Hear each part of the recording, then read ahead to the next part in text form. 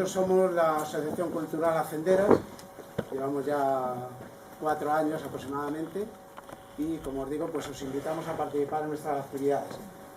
Bueno, hoy les hemos pedido a Luis María y a Álvaro que nos hablen un poquito, no todo lo que ellos saben, pero un poquito de Antonio Palacios y el metro en el distrito de Retiro, que es en el que nos encontramos.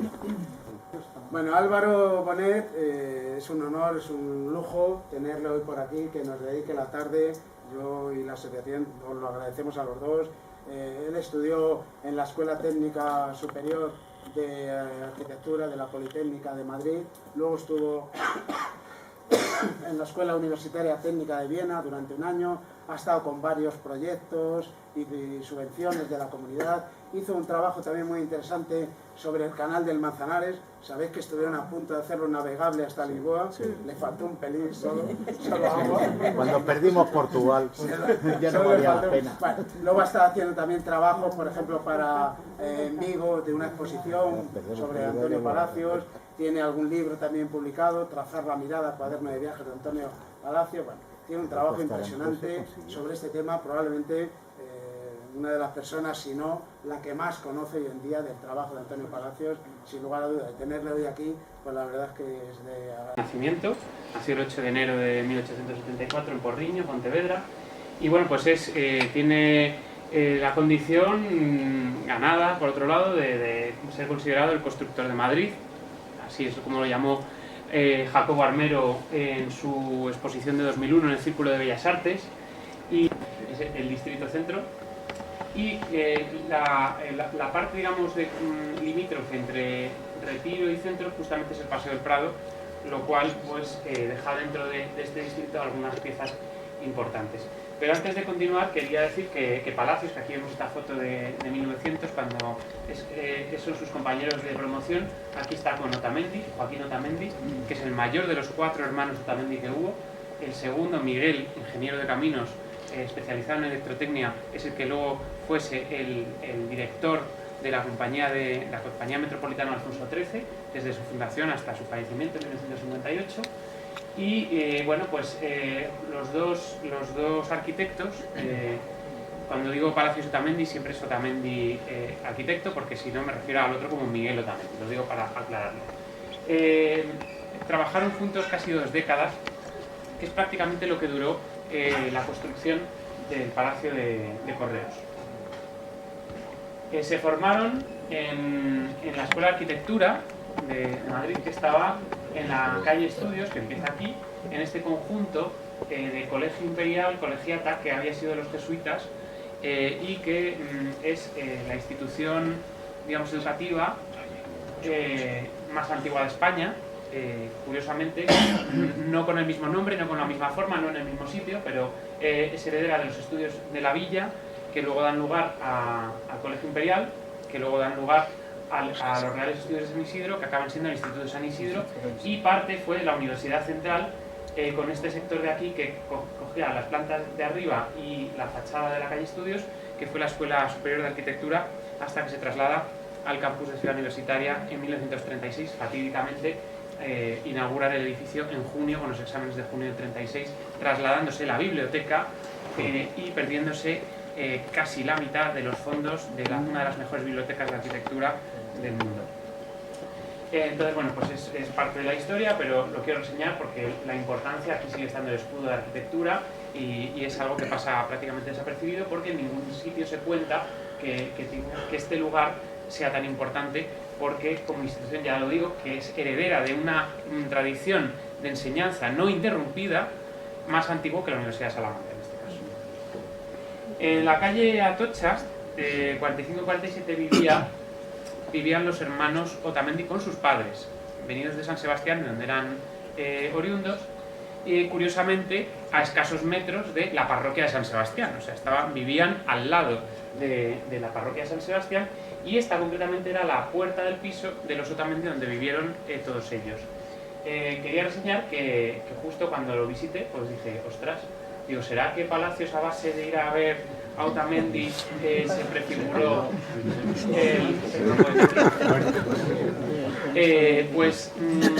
Curiosamente también, esta puerta que veíamos aquí de la casa fue también el estudio. Es decir, tras esta puerta se hizo el Palacio de Cibeles. Esto es un dato interesantísimo. Y luego, bueno, esto es donde estamos, que el distrito acaba aquí y están las vías. Pero, curiosamente, aquí estamos, en el centro.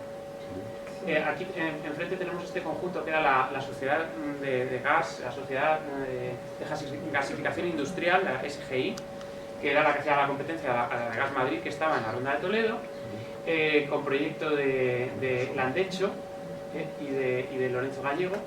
Aquí está digamos, la ronda de circunvalación de tren que unía con Delicias y con la estación de Imperial y de Príncipe Pío, etcétera, etcétera. Esta curva de enlace que separaba la sociedad gasificadora industrial del Cerro de la Plata, que era todo este entorno, resulta pues que aquí había otra obra de pala, no sé qué, no, pues también tiene una faceta industrial y es muy importante estudiarla porque en realidad Palacios era hijo de un constructor de ferrocarriles. Isidro Palacios construyó fundamentalmente la línea de Medina, Orense, Vigo y claro, Palacios, Antonio, estuvo muy vinculado a la construcción de todas esas obras públicas que vio desde pequeño y por ello tenga tanta presencia en su obra el aspecto industrial, que no se esconde, luego lo veremos. Esta fábrica desapareció en los años 50 en un incendio, no podía haber elementos metálicos por la corrosión de los ácidos sulfúricos. ¿Dónde estaba? En el Cerro de la Plata. Ah, en el Cerro de la Plata. Y se produce un incendio y claro, como era todo de madera para evitar la corrosión, pues lo que pasó es que elementos inflamables también, pues se produjo un incendio y ardió por completo. Pero bueno, yendo entonces ya a lo que nos ocupa, yo quería hablar de los 14 proyectos que tiene dentro del distrito de Retiro, junto a Palacios y Otamendi, porque realmente hay varias cosas en colaboración, pero luego, como os decía, a partir de 1918 o así, Palacios y Otamendi dejan de colaborar y eso no quita para que siguiera él haciendo cosas como las que hemos visto de la nave de motores, etcétera, donde ya Otamendi Joaquín no estaba. Sí estaba Miguel, que era el director de la compañía de metro, y Palacios, que como nos ha contado Luis María, era el propio arquitecto oficial de la compañía. En los 44, Palacios muere el 27 de octubre de 1945. La verdad es que la vida de Palacios es muy interesante porque nace el día que el general Pavía da el golpe en el Congreso de los Diputados y se reinstaura, o sea, nace el último día de la Primera República y muere después de terminada la Segunda Guerra Mundial. O sea que vemos el inmenso periodo histórico que abarca con tantísimos cambios que tiene en nuestro propio país, pasando por el reinado de Alfonso XIII, la dictadura de Primo de Rivera, la República y la posguerra, el inicio de la dictadura de Franco. Bueno, pues nos centramos entonces en lo que son las obras dentro del distrito. Vamos a empezar por algunas de ellas. Sabemos que el distrito además tiene la mayor parte de lo que se ha considerado como paisaje de la luz, que es esa declaración de la UNESCO que reconoce los valores del conjunto del Paseo del Prado y el Retiro como un paisaje revolucionario en su momento, porque era un espacio público, lo que era el Paseo del Prado, ornamentado, cuando en Europa todavía no existían algunos conceptos de ornamentación para la ciudadanía.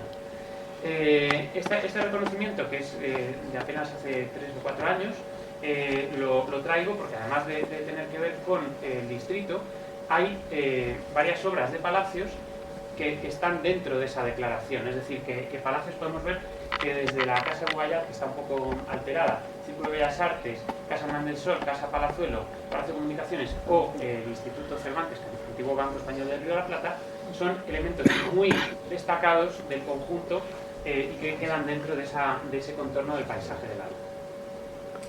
He traído esta carta que habla de ese Palacio de Comunicaciones. Es una carta que le escriben a Zuloaga. En este caso firmaban siempre Palacios de Otamendi, pero en este caso la letra es la de Otamendi. Dice por aquí: tenemos muy buenas impresiones sobre nuestro proyecto de casa de correos. Allá veremos lo que resulta al final. O sea, que todavía no se sabía, cuando mandan esta carta, que estaban a la espera de a ver qué pasaba con el concurso. Y así se lo hacen saber a su amigo el ceramista Daniel Zuloaga. De manera que, bueno, pues como sabemos, esto no es ningún spoiler, no que no supiéramos, ganaron el concurso, efectivamente, con estos planos lamentablemente hoy perdidos. El problema que ha tenido Palacios, bueno, ha tenido dos problemas. Uno es que la arquitectura del siglo XX ha cambiado muy rápido, ha tenido muchas fases en muy poco tiempo, cosa que no había sucedido. Si nos vamos a la arquitectura romana, dura siglos, la arquitectura medieval también, la arquitectura barroca, bueno, parece que se van acelerando los procesos, que va habiendo cada vez más cambios, hasta que el siglo XIX es una recuperación de todas las arquitecturas históricas, y esa es la enseñanza un poco de la que bebe Palacios de Otamendi como discípulos de Ricardo Velázquez Bosco, Manuel Aníbal Álvarez o Arturo Mélida, que son los tres maestros que Palacios reconoce como más importantes en su vida. Entonces, claro, hablamos de una formación en torno a los personajes que definieron los principios de la Restauración, siguiendo las líneas de Viollet-le-Duc, etcétera, etcétera. Se ha dicho lo del estilo Palacios. Realmente Palacios tiene una forma de expresarse muy propia. Y además digo Palacios, y en este caso no Palacios y Otamendi, porque cuando Otamendi inicia su carrera por separado, la arquitectura de Otamendi posterior no se parece a la que venían haciendo juntos, y la de Palacios sí se parece a la que venían haciendo juntos, con lo cual esa continuidad lo que nos habla es que Palacios de alguna forma era quien componía las trazas arquitectónicas, a pesar de que Otamendi participase con su colaboración, que además yo creo que está más enfocada sobre todo pues a temas administrativos y probablemente a conseguir clientes, porque tenía mejores contactos, ¿no?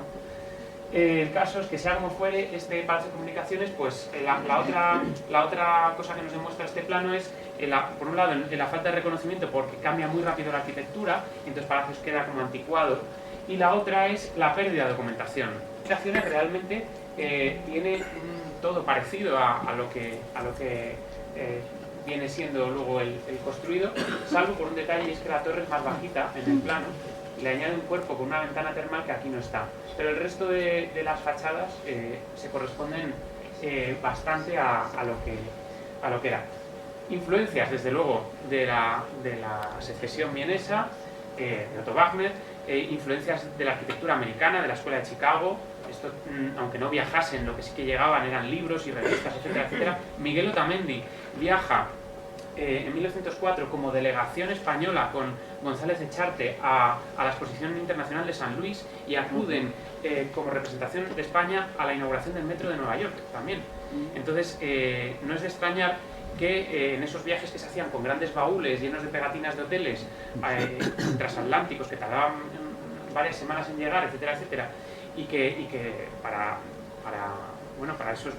esas personas que cruzaban, esos jóvenes que eran Miguel Otamendi y González Echarte cruzando el charco, pues era realmente una experiencia que no habían vivido nunca, y lo cuentan. O sea, hay un libro bueno, hay pocos ejemplares, pero hay un libro que cuentan toda la aventura del viaje a San Luis, y no sería raro que se hubieran traído en esos baúles llenos de publicaciones, etcétera, etcétera, que luego se empapasen en el estudio, que era la casa de los Otamendi. O sea, que todo más o menos encaja, ¿no? Podríamos decir. Aquí lo tenemos, este es el elemento que no estaba en el plano del proyecto, que le va más la torre, y se pierden, no llegan a estar todos estos cables, porque la tecnología va cambiando, y al final la torre, que era para sostener todos esos cables telegráficos y telefónicos, porque esto era casa, Palacio de Comunicaciones, que no de telecomunicaciones, como lo llama alguna gente, era correos, telégrafos y teléfonos. Por eso la planta se dividía, es como 3 ábsides.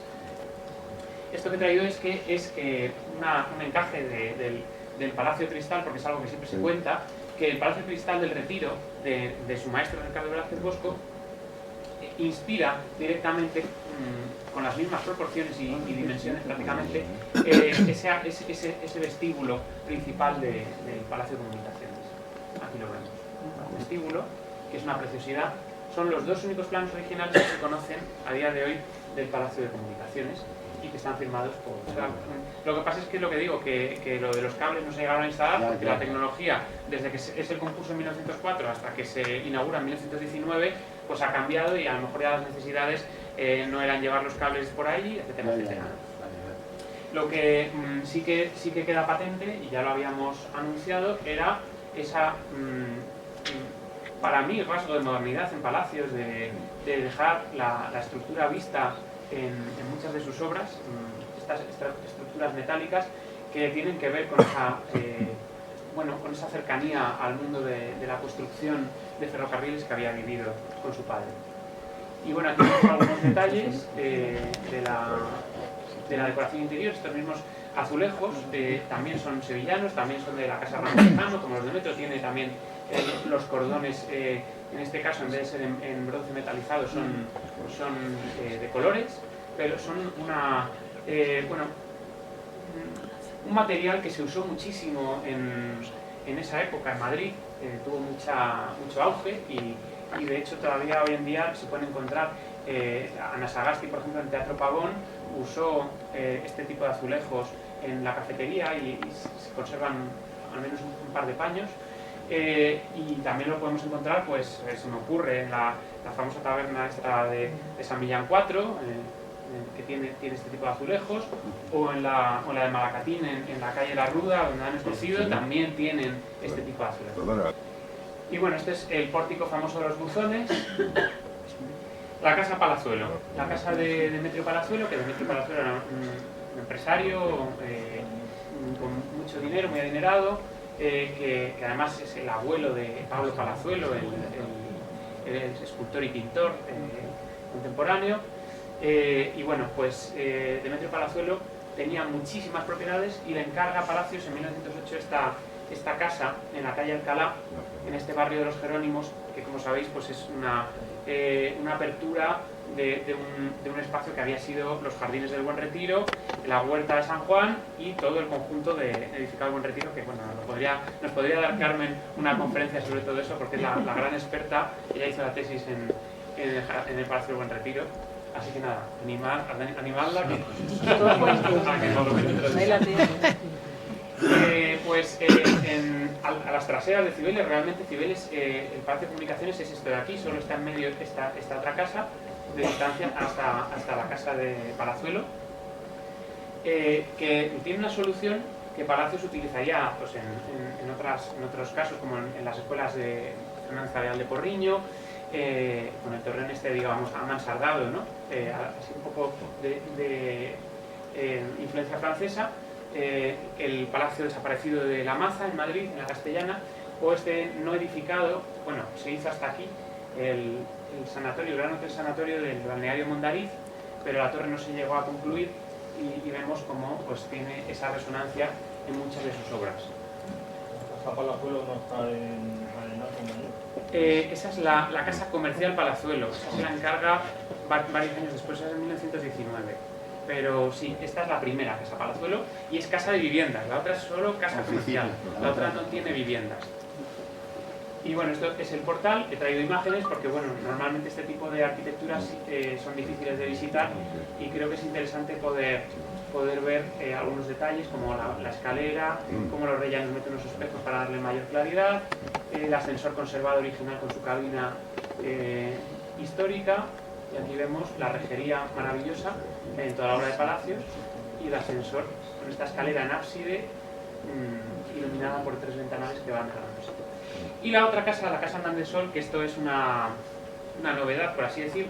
No es una novedad en el sentido que se sabía que era de Joaquín Otamendi. La novedad es que después de estudiar la obra de Palacios yo digo que esto es obra de Palacios también, porque la firma de Otamendi vemos que el plano con el que se licita no se parece nada al resultado final. De hecho, en el chaflán de la esquina es un chaflán sin más y este chaflán tiene en cambio muchísimo más parecido al de la casa Palazuelo que al propio plano. ¿Qué has dicho? La casa Hernández Sol está en la propia calle Alfonso XI, o sea, la calle Alfonso XI es bueno, ahora la veremos. Es la misma calle. Sí, la del otro lado. Aquí vemos una comparación entre la planta de la Hernández Sol y la Palazuelo. Podemos ver que el esquema es exactamente igual. Entrada, las escaleras en ábside que dan a un patio con forma de campana o de casulla, con una escalera de servicio, un vestíbulo de ingreso a los lados de la escalera y un pasillo con un ensanchamiento, con un vestíbulo, con un cuarto y un pequeño un retrete aquí en este caso, cocinas, etcétera, o sea, y el patio trasero para darle luz a las habitaciones de atrás. Realmente, bueno, con la escalera de servicio así con la entrada en triángulo O sea, realmente la transposición de una planta en otra es directa, es absolutamente directa. La diferencia es que en el caso de Palazuelo sí están representados desde origen los miradores y en la Casa Hernández Sol no lo están. Sin embargo, al final lo están construidos. Es decir, creo que si somos justos y decimos que Palacios y Otamendi trabajan hasta 1918 ex aequo, si esta es de Palacios y Otamendi, esta también es de Palacios y Otamendi. O sea, aunque solo la firme Otamendi. La cuestión de firmas muchas veces no quiere decir nada más que el que estuviera a mano para firmar en ese momento, pero eran un equipo, era un estudio y está clarísimo que las dos casas pues tienen bastante que ver, ¿no? Salvo por el remate del Torreón, que en este caso no. Sí. Sí, pero nunca lo tuvo. Perdona, ¿la Casa Palazuelo esa es la primera obra que hace Antonio Palacios en Madrid? No, esta ya es después de... Esta es 1908. La primera obra de Palacios en Madrid es el Puente de la Princesa, en Legazpi, entre Legazpi, o sea, cruzando de Matadero a la Glorieta de Cádiz. Y es un puente que se destruye en 1929 en vida de Palacios para hacer uno más ancho, entonces realmente no duró mucho. Se acabó en 1909. Es la primera obra que diseña, no es la primera que se construye, porque antes se construyen otras. Es lo que tiene la arquitectura, que dependiendo el Palacio de Comunicaciones se tardó mucho más, o sea, se empezó antes que Maudes y Maudes se acabó 3 años antes. O sea, Maudes, el Palacio de Comunicaciones es de 1904, se empieza a construir en el 7, se termina en el 19. Maudes es de 1908 y se termina en el 16. O sea, que realmente todo depende, digamos, de la complejidad, de la cantidad de obra que haya, y etcétera, etcétera. Aquí vemos otros detalles de la casa, de esta casa, la entrada, la escalera, que es igual que la de Palazuelo, y la rejería, que tiene un mismo sentido, incluso el propio diseño de los buzones de la casa.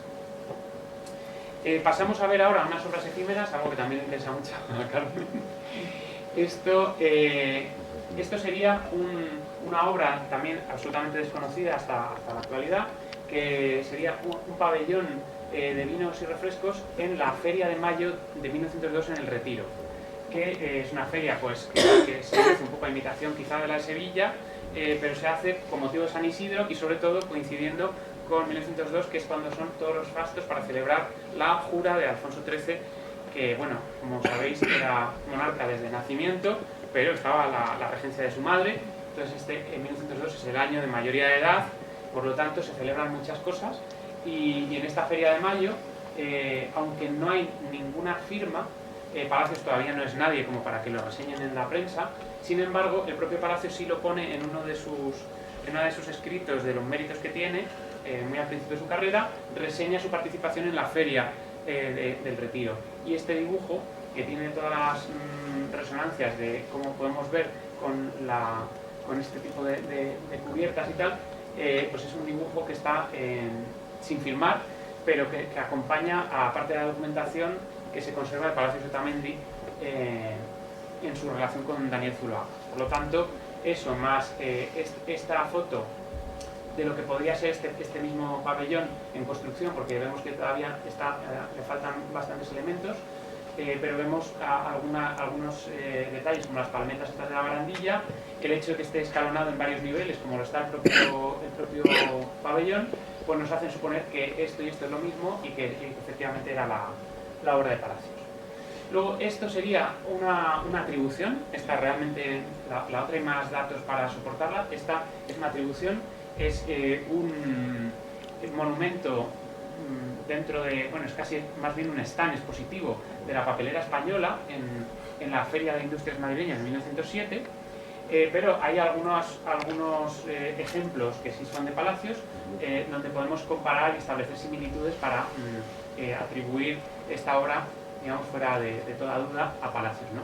No solo por el concepto de usar columnas, que es algo que puede usar cualquier arquitecto prácticamente, pero sí el empleo de estos capiteles donde mete una cabeza de un mercurio entre las volutas, el uso de estas guirnaldas y la heráldica, o la propia tipografía de la letra, vemos algunos elementos como en este monumento a las Cortes de Cádiz, que se presenta, aunque lo gana López Otero, se presenta Palacios y vemos el parecido que hay, o este capitel hecho por Ángel García para el Banco Español del Río de la Plata.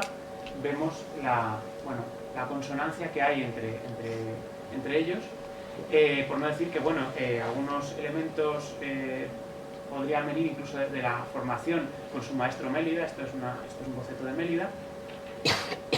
Y si lo comparamos ya con el proyecto del puente de Bilbao en 1901, vemos algunos elementos como las columnas, estas así, digamos, rechonchas y bajitas, aparecen también en los soportes del puente, o elementos decorativos más típicamente modernistas en esta fachada, en esta acuarela para la industria eléctrica de Barcelona, o el tema heráldico con estas alas, como podemos ver este elemento en el Palacio de Comunicaciones. Es decir, que a nivel de composición, este stand de la papelera española contiene muchos elementos reconocibles en otras obras de Palacios de una manera muy directa. El tercer elemento de arquitectura efímera, podríamos decir, también en el Retiro, fue este pabellón del Círculo de Bellas Artes, club del que Palacios fue miembro casi desde su etapa de estudiante. Pues en este pabellón, construido por el arquitecto Ricardo Madalena en 1907, se celebra en 1911 la Exposición Nacional de Arte Decorativo, y se incluye esta fuente que diseña Palacios con mosaicos de la Casa Maravilliana de Barcelona y una taza modelada por Ángel García y cocida por Daniel Zuloaga, con elementos cerámicos también decorativos de Zuloaga. Y aquí vemos esta famosa foto en la que está sentado Palacios con su amigo Sileno, y el ganador del certamen de arte decorativo, que fue Félix Granda, de los talleres de arte Granda, que siguieron funcionando muchos años después. Pues este señor, que era orfebre y cura, pues es el que ganó. Hay una carta muy graciosa en la que le dice Palacios a Zuloaga, dice: nos ha ganado el clero. Zuloaga en este caso no gana el premio, se lo lleva este hombre. Y aquí en esta foto de ABC de ese momento pues se ven algunos detalles muy bonitos de los mosaicos. Cabe reseñar que la Casa Maravilliana de Barcelona es la que hace los mosaicos del Palau de la Música de Barcelona, o sea que no es poca cosa. Y es una pena porque el paradero de esta fuente es desconocido. Yo creo, me inclino a pensar que no se destruiría, que una fuente de cierto valor, en el momento que se desmantelase el pabellón, la compraría alguien, se la llevaría a su palacete de la Castellana y ahí sí pudo ser destruida después. Pero previamente yo creo que de aquí fue a algún sitio y se debió salvar, porque este pabellón desaparece hacia 1916-18. Otro proyecto desconocido también que atañe al Retiro, firmado por Joaquín Otamendi, podemos atribuirlo de nuevo porque es en la época que estaban juntos, es la ampliación de esta original escuela de caminos, canales y puertos, que luego pasa a ser, creo que pasó a ser de obras públicas y actualmente es unas dependencias del Ministerio, que están al lado del Observatorio Astronómico y que solo es esta parte central. Esto es lo que añaden y que son muy conservadores en este proyecto, porque lo que hacen es replicar el modelo de fachada. Cabe también señalar que Vicente Machín Barrena, no voy a hablar de toda la vida porque entonces nos podemos tirar aquí las horas muertas, pero Vicente Machín Barrena era el primo de los Otamendi, primo carnal, eran Otamendi y Machín Barrena. Pues Vicente Machín Barrena fue ingeniero también de caminos, director de la escuela y también fue director de las públicas. Entonces, pues es también hasta cierto punto tiene coherencia que estén participando en este proyecto de ampliación de la escuela de caminos. Pasamos ahora a otro extremo, también cercano, pero sin salirnos del Parque del Retiro. Bueno, sí, cruzamos a otro lado. Esta ampliación de unos garajes en un palacete, ya está la época del automovilismo, claro, entonces hacen unos garajes en la calle Espalter. Corresponderían a esto. Para que lo veamos mejor, le doy la vuelta al plano. Estos son los garajes y aquí hago una ampliación, aquí los vemos. Pero siguen. No, porque todo esto es lo de Cano Lasso. Todo esto son las casas de Cano Lasso. Se conserva esta de aquí, pero estas de aquí ya no existen. Aquí vivía Álvarez de Sotomayor, el pintor, que era amigo de Palacios. Lo único que queda de esto es la tapia trasera, porque es el límite de cerramiento con el jardín botánico. Pasamos por fin al capítulo de metro, que vamos a ver muchas imágenes repetidas con las que nos ha enseñado Luis María, pero yo voy a incidir en otros aspectos. por supuesto, en el diseño de todo lo que tenía que ver con las estaciones, con los edificios auxiliares y con la forma en que el metro emergía a la superficie, tanto fueran este tipo de bocas pétreas como estas otras en cerrajería, que en realidad están copiando el mismo concepto de la balaustrada, porque tienen estos barrotes, o sea, el concepto es los barrotes de la balaustrada, que son prismas puros, aquí los está representando, y este derrame que hace aquí, pues es el mismo que tiene la propia entrada en piedra, ¿no? O sea que conceptualmente Palacios está jugando a hacer una transposición de lo que se haría en sillería frente a lo que se haría en cerrajería, con una forma parecida. Y las farolas, pues bueno, las usaban indistintamente, a veces también las ponían con la cerrajería de hierro. El tema del color, que esto de aquí es pacífico, lo he traído para que se vea que era muy variado en todo lo que era la red de metro. Esto son acuarelas de Palacios, esto representa el vestíbulo de Tirso Molina, que conserva original el escudo y el techo. Cuando lo veáis, por favor, no miréis la parte de abajo, que es una falsificación moderna, que puestos a hacerla, porque a mí me parece que la restauración de lectura de algo está bien, pero si era en original era un amarillo cadmio, y además la estación la han forrado con ese color, no se entiende que el vestíbulo, que era así, pues se lo hayan inventado haciendo un azulejo blanco que se aleja de esa intención que tenía Palacios de dar color a los espacios del metro, y los tragaluces, como ahí vemos, que también dejaban entrar la luz natural. Este era el de Antón Martín, el vestíbulo de paso era un vestíbulo previo al vestíbulo de distribución de la red, y este se hizo previendo que aquí iba a haber una conexión con el Teatro Monumental por debajo del suelo, que llegó a existir, sí, que se mantuvo muchos años, y aunque la decoración se ha perdido, el túnel que cruza el Monumental sigue existiendo, aunque está tapiado. Y esto es una visión de la estación de Progreso, ahora Tirso Molina, y aquí vemos un detalle de los colores en la estación del Chamberí, conservado. Aquí la publicidad que antes nos ha hablado Luis María. Y bueno, una estación que es lo que decía, que no sé si está o no en el distrito, sería la de Retiro, pero bueno, en todo caso limítrofe. La línea 2, la línea 1 y la línea 2 abarcan lo que es el distrito de Retiro, o sea, casi es lo que mejor define, serían estas dos líneas de metro. Y tenemos aquí pues este elemento cerámico que hace Sebastián Aguado, porque ya ha fallecido Daniel Zuloaga. Es curioso el empleo de elementos heráldicos que tienen que ver con San Juan de los Reyes en Toledo y no con el franquismo, porque Aguado tenía su taller enfrente de San Juan de los Reyes. Entonces emplea todo esto del yugo y las flechas, no lo usa por el franquismo, porque esta estación es de 1924. Esto lo está usando como referencia a Toledo, o sea, porque tiene su taller allí. Y también eran también de Aguado estos azulejos de anuncios de bicarbonato, que por cierto creo que se han aparecido unos pocos en Gran Vía, que nos dijeron que se había destruido por completo el pozo de ascensores. Nosotros dijimos que no. Yo tengo una carta de la Comunidad de Madrid diciéndome que tienen certificados, informes y no sé qué, que eso se ha destruido antes de que empezaran las obras. Día 2 de las obras aparece el pozo con todo, con el ascensor, con toda la decoración cerámica, y como ya estaba previsto así la administración, como ya está previsto destruirlo, pues se destruye y no pasa nada. Y recuperamos las cosas y encima decimos que ha sido un aprovechamiento estupendo, porque gracias a esa obra han aparecido los restos que estaban íntegros en su sitio. Pero bueno, este es el vestíbulo que ya hemos visto del Pacífico. Y bueno, todo esto también venía un poco al caso porque yo me vinculé a Antonio Palacios estudiando esta obra, también desaparecida en 2021, que son las cocheras de Cuatro Caminos. Aquí las vemos también en Filomena.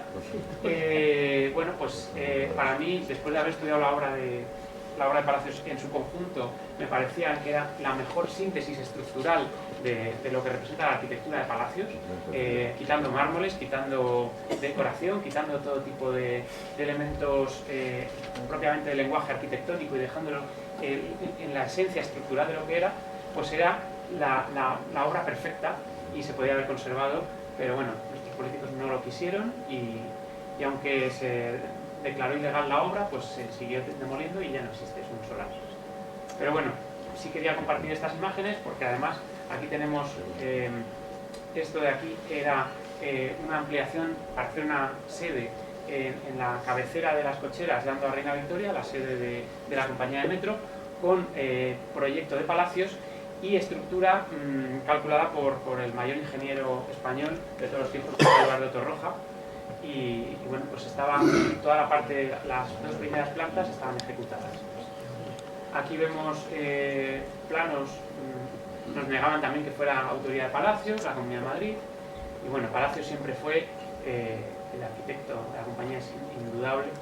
Y yendo un poco a esta construcción, que ya adelantaba Luis María, que también era de Palacios, obviamente todas lo eran, sí quería contar un poquito de esta construcción, que fueron los talleres terrestres de apoyo para trasegar material, servir material tanto fuera constructivo como también para cuestiones del propio mantenimiento de la red de metro.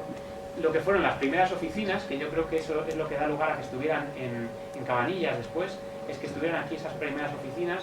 En las cocheras de Cuatro Caminos hubo otras, y tuvieron las fundacionales, por así decir, que eran en Montera, pero las de Montera fueron exclusivamente para la construcción eran unas oficinas de construcción de metro.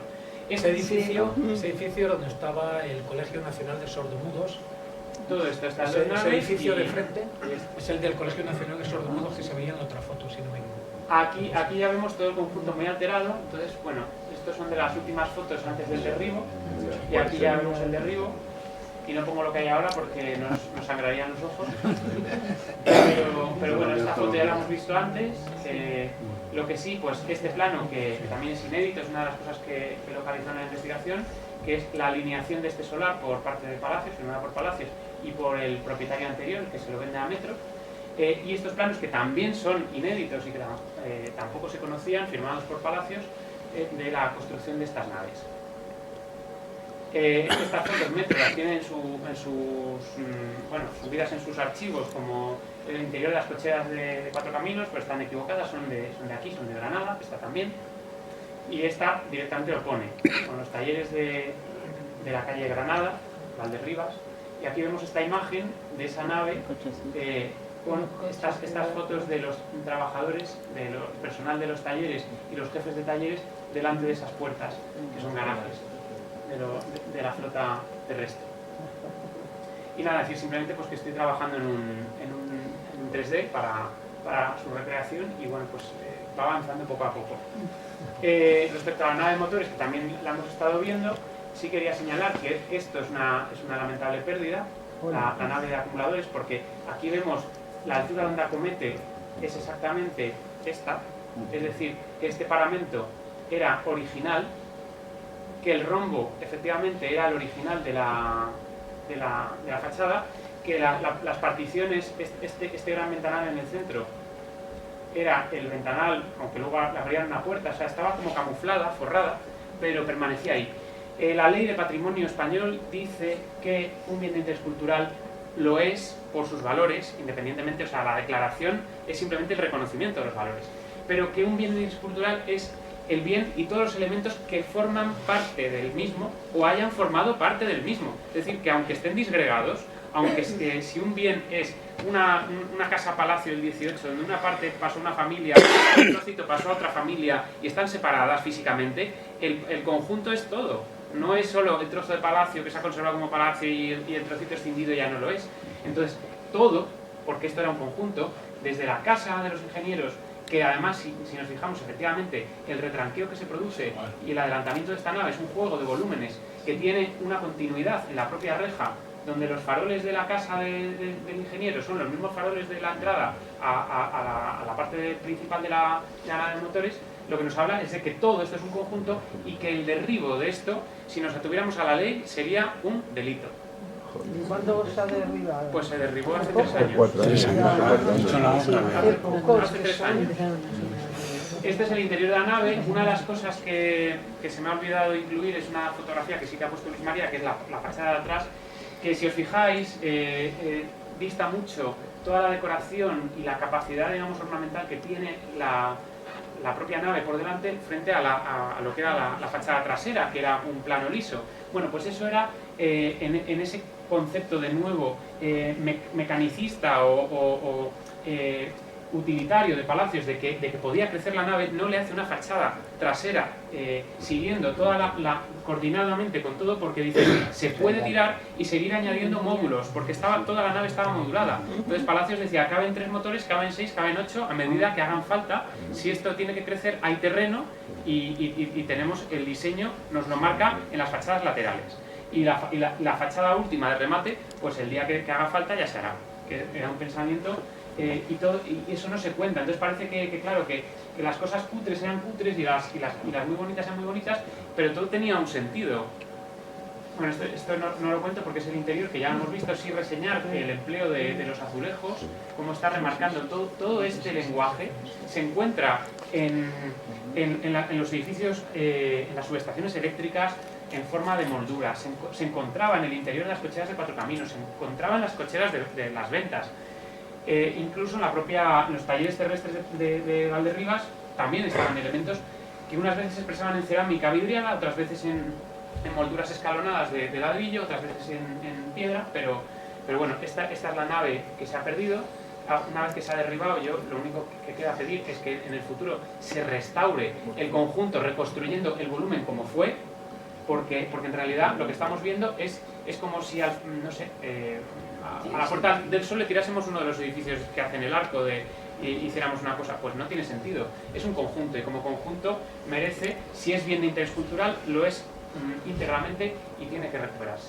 Este es el interior, que sí que lo he traído, el interior de esta nave de acumuladores. Aquí ya es una foto más moderna, entonces no son las instalaciones originales, pero sí vemos cómo el interior responde perfectamente a la nave.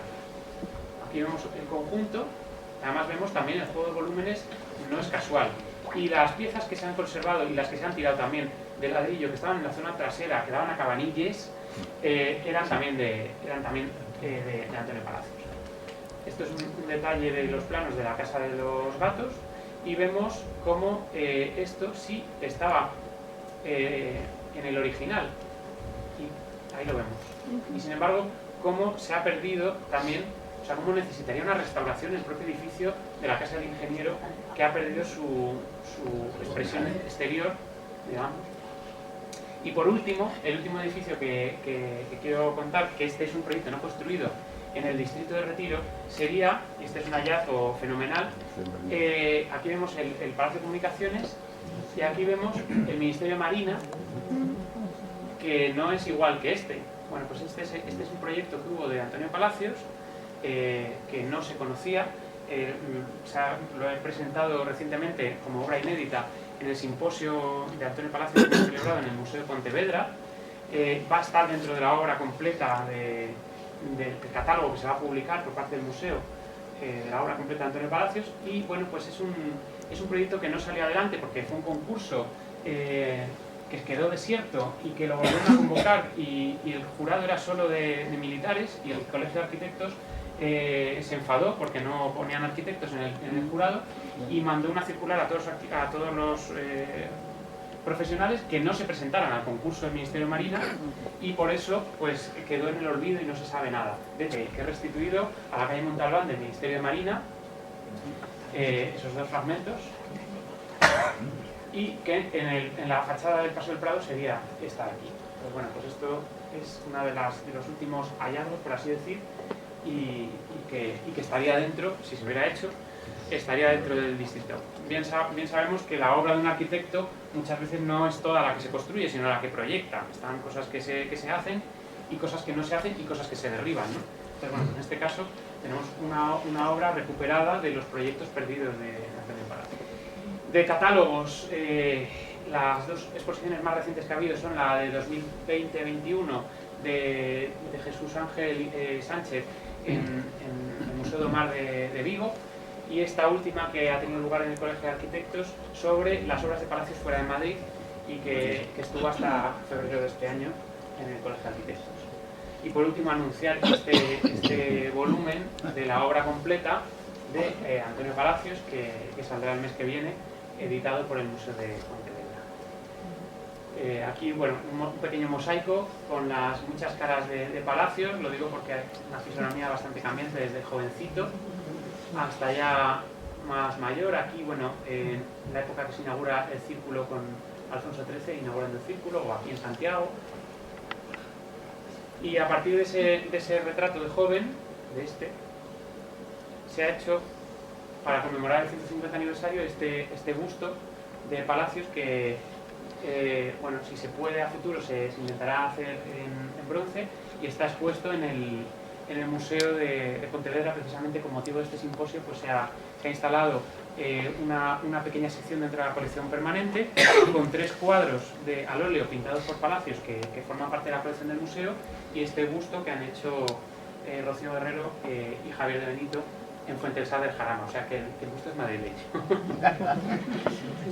Y nada, y con esta última imagen, pues espero que haya sido de interés el recorrido por las obras de Palacios en el distrito.